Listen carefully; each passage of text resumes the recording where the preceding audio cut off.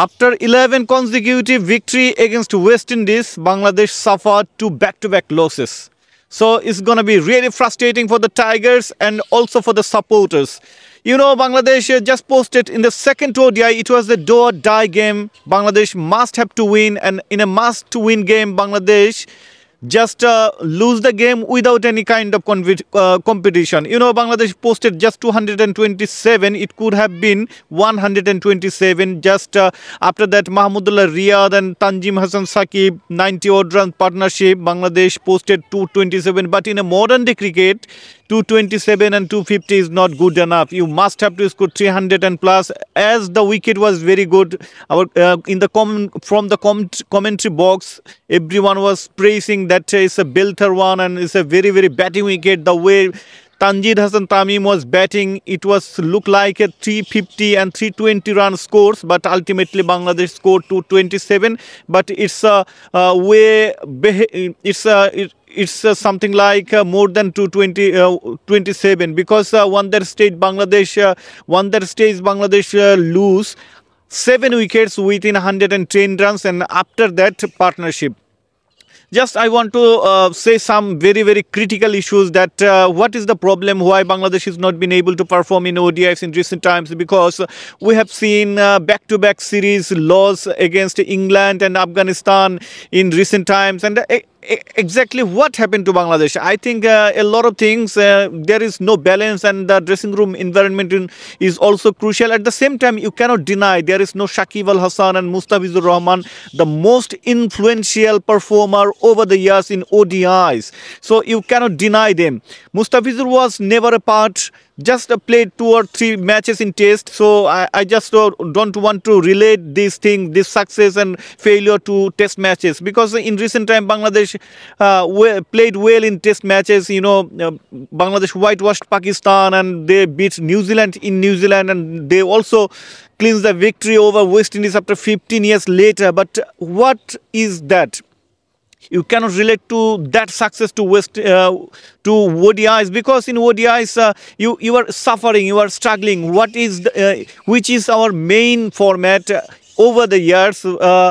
In recent times, our record is not good because the balance has broken. You know, after the absence of Shakib Al Hasan and Mustafizur Rahman, team is struggling. Anyways, I just go back to the main context why in this series Bangladesh is not performing. That is, in the middle order phase, you just have a look. There is no player, there is no one, someone like Mushfiqur Rahim and Shakib Al Hasan and Nazmul Hussain Shanto up the order. So Bangladeshi batters are not doing well with the bat because they don't have that type of experience. Just have a look, Tanjid Hassan Tamim, the way he was batting on, absolutely wonderful, but lack of experience and lack of composure and lack of inexperience. He just give away his wicket every time. So almost every time he's thrown his wicket. So it's a problem. And Soumya Sarkar, he is also struggling.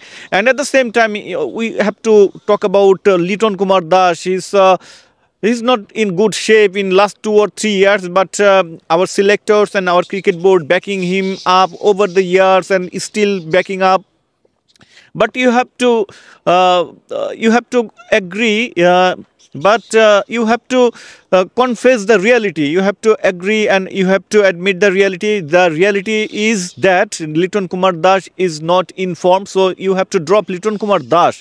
He's doing well in test matches. He's a very good wicket keeper. So you can continue Liton Kumar Das in test, but in T20Is and ODIs, his form is not good. So you have to drop Liton Kumar Das, and at the same time we have to confess reality. I mean, you have to admit the reality. Every team suffered. I mean, Australia, Sri Lanka and some other teams like England and New Zealand, when their main players are not playing, they retired, and some other reasons they just out from the team, then every team suffered. So Bangladesh team is suffering in ODIs. You have to accept the reality. But the news is that in last 3 or 4 years, we have got some exciting talent. I mean, some super exciting under 19 batch, 2020 World Cup winning batch, then Asia Cup winning batch, back to back.